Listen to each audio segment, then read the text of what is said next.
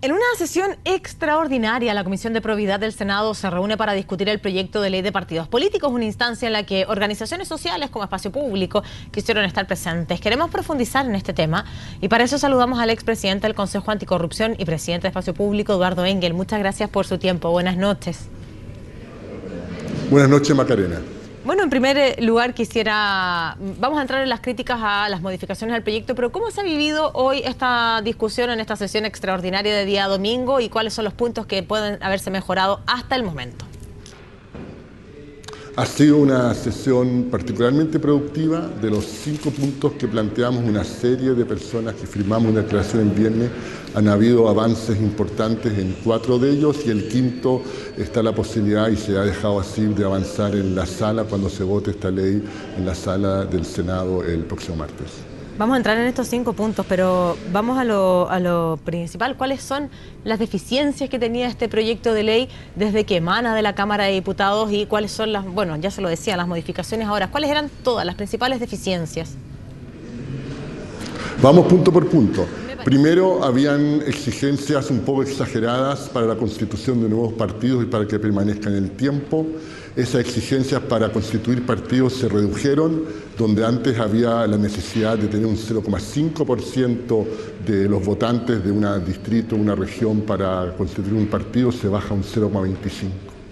El segundo tema era que las sanciones no se especificaban para cuando los partidos políticos no cumplían con la nueva ley. Ahora se introduce la obligación de que el CERVEL efectivamente determine cuáles van a ser las sanciones y por lo tanto ese tema queda zanjado de manera, a mi juicio, apropiada.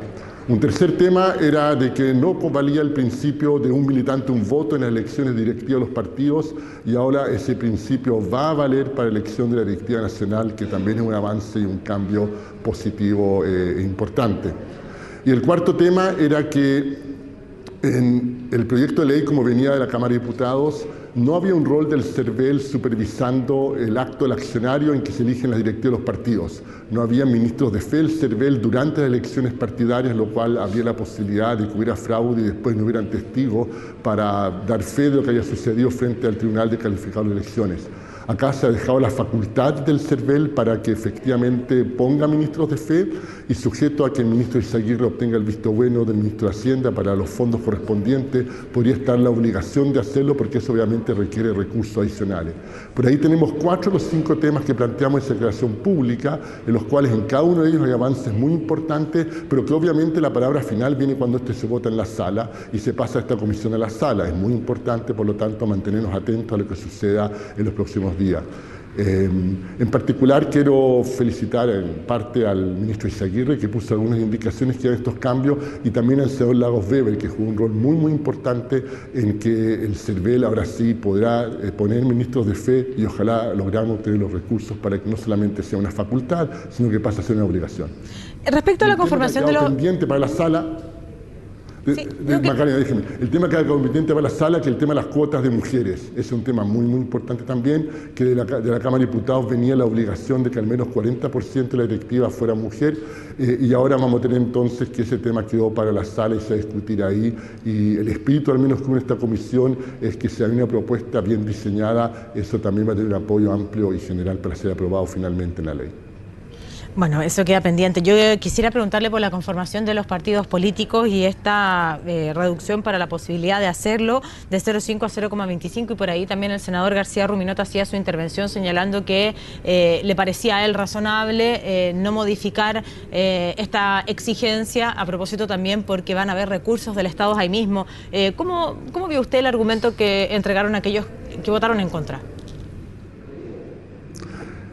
Los incentivos que hay para formar partidos solamente para obtener las platas son limitados porque la mayor parte de las platas públicas, el 80% es proporcional a los votos que obtienen los partidos en la elección de diputados. De modo que un partido que es incapaz de obtener votos va a obtener muy pocos recursos. Obviamente uno quiere mantener un equilibrio y yo creo que ese 0,25 se acerca más al equilibrio que a mí me gusta que el 0,5 que había antes y por lo tanto lo veo como un avance. Y respecto a los temas pendientes, usted indicaba que precisamente la ley de cuotas queda pendiente, por lo tanto este proyecto de ley en esta comisión no va a quedar zanjado, o solo este punto específico lo va a ver la sala. ¿Cómo va a operar esto ahí para que emane el proyecto desde esta comisión y siga avanzando? Sabemos que los tiempos son súper escasos en este mes de enero. Hay un número grande de indicaciones buscando hacerse cargo del desafío de tener las cuotas. Yo tengo confianza que alguna de esas indicaciones va a ser propuesta en la sala y va a ser aprobada. Yo veo disposición a mejorar este tema y por lo tanto fue más bien un tema técnico por el cual no terminó aprobándose hoy día en la comisión y se dejó para la sala, pero no un tema el cual yo sería menos optimista que los restantes temas que ya hemos cubierto.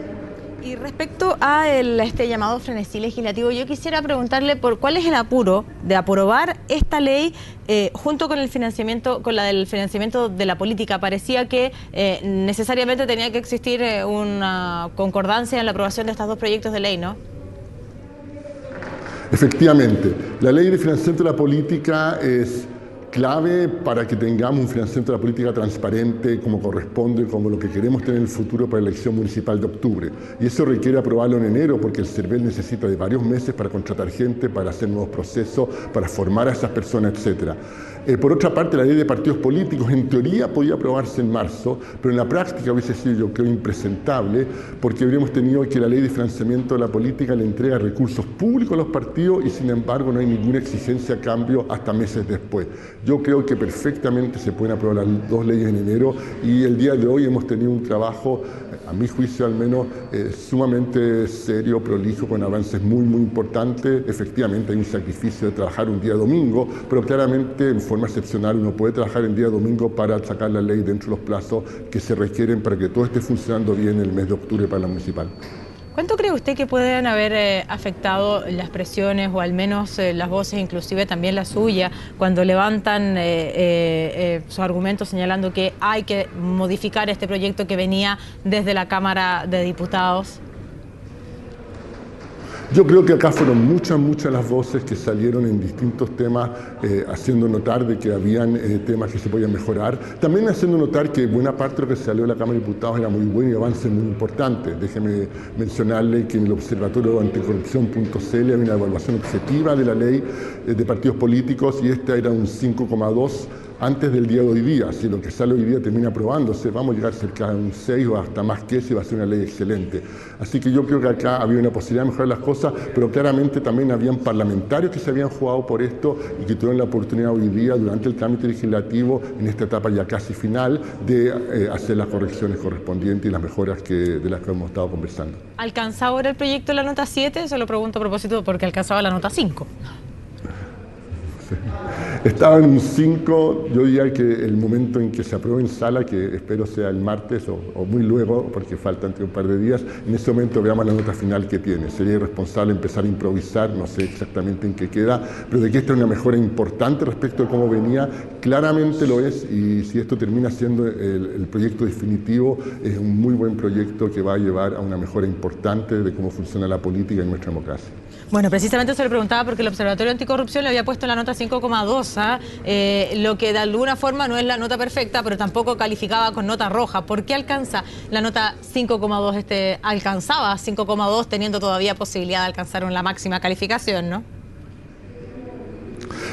Yo invito a que miren la página web, pero lo que hicimos en esa página web fue tomar todas las propuestas que hizo el Consejo Anticorrupción en cada uno de los temas, en este caso en el tema partidos políticos, ponderarlos de modo que los más importantes tienen más peso que los menos importantes, ponerle nota a en qué medida el proyecto de ley logra los objetivos que propuso el Consejo y después promediar y sacar la nota. Es un método totalmente objetivo. Yo entiendo, y a mí también me pasaba antes de tener esta evaluación, que uno tiende a percibir que el avance es menor, que en realidad la nota con suerte va a ser un 3. Pero lo que pasa en la práctica es que todas las cosas que van bien no son tema de noticia, no son tema de polémica y por lo tanto la ciudadanía en general no se entera. En cambio, los temas en que hay problemas, en que no se avanza bien, esas son las polémicas. Entonces uno se queda con la impresión que todo es polémica y la verdad es que hay muchos temas que avanzan y avanzan bien, y algunos temas importantes que no estaban avanzando bien y donde las polémicas son particularmente útiles para ponerlo en la agenda y para llevar a la oportunidad que los legisladores los revisen y terminemos con una muy buena ley. ¿Hay sintonía en el aporte que hizo la Comisión con los avances entonces que lleva adelante el Parlamento y el Ejecutivo cuando impulsa estos proyectos de ley? Vuelvo a repetir que es muy importante de que lo que se aprobó hoy día no se caiga en la sala, que esto sea aprobado por la sala, y eso requiere que sigamos activamente monitoreando, premiando a aquellos legisladores que se han jugado por esta agenda y teniendo presente a aquellos que se han opuesto en el momento en que pensemos si queremos votar por ellos de nuevo o no. Pero claramente acá en la práctica uno ve una sintonía importante porque esa nota del 5,2 y que ojalá de acá a una semana sea un 6 o más que eso todavía, esa nota es simplemente una evaluación objetiva de la medida en que la ley refleja lo que propuso el Consejo Asesor. Así que claramente una medida objetiva esa sintonía y efectivamente esa sintonía se está dando y en forma creciente. Una pregunta más general y ya con miras a lo que viene a futuro y que van a ser las elecciones. Las futuras elecciones van a ser distintas porque los partidos van a ser distintos, porque el financiamiento de la política va a ser distinto, porque esperamos que no haya platas tampoco privadas financiando la política, pero usted ha dicho, hay parlamentarios que se han opuesto, en indicaciones específicas, etcétera. Por lo tanto, la invitación al ciudadano votante es a que pueda seguir de cerca y pueda también de alguna manera sancionar con el voto aquello que no le parezca.